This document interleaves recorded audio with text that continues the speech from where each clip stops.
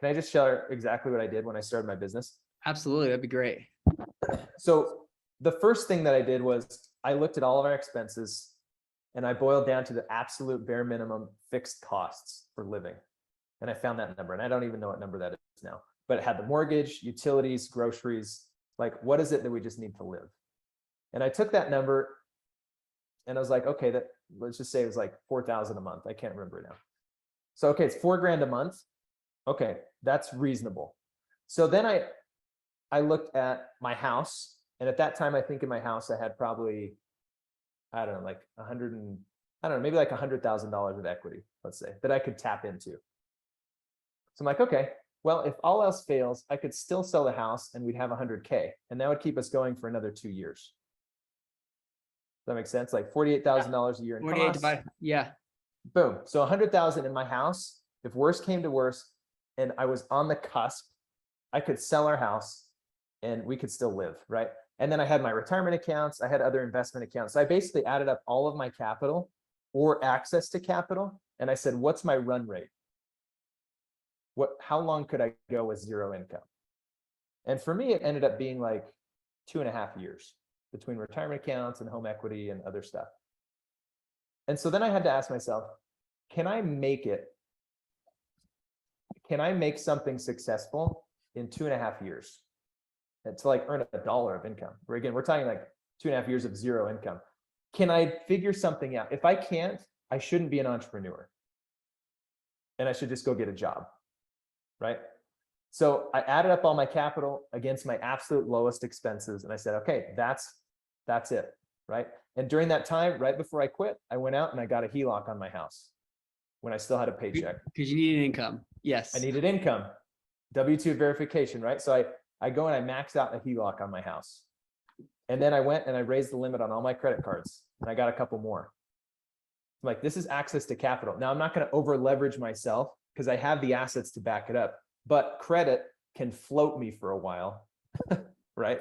Until it comes due. But I didn't ever take on more debt than I had capital to pay off if I needed to, right? So I wasn't like digging myself a hole, but I was floating it.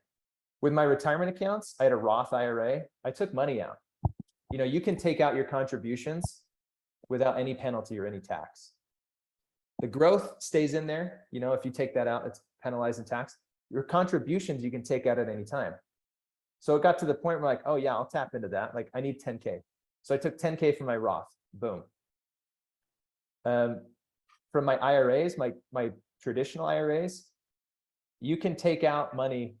This is not, you know, the IRS doesn't really like it. This is not financial planning advice, by the way. This is one example. So exactly. So the IRS doesn't really like you to look at it this way, but you can do what's called a 60-day rollover. Okay, and essentially that just means that you can take cash out of an IRA, and as long as you put it back within 60 days, there's no taxes and no penalty. Okay, and the reason they had this is like you move your IRA from one custodian to another, like Fidelity to Vanguard, and sometimes they mail the check. It takes time. So if I needed cash, you can do that once every rolling year.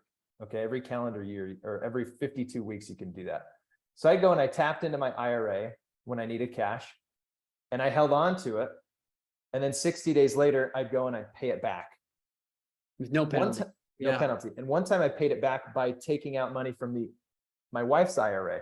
Okay. Because I was just floating, right? I was floating money because I'm like, if I can hold on long enough, I know I can be successful. And sure enough, like the revenue started picking up. I started just paying all that back, right? I took a HELOC then and paid off the other IRA, but then I just paid back the HELOC, and then my cash flow was going. Okay.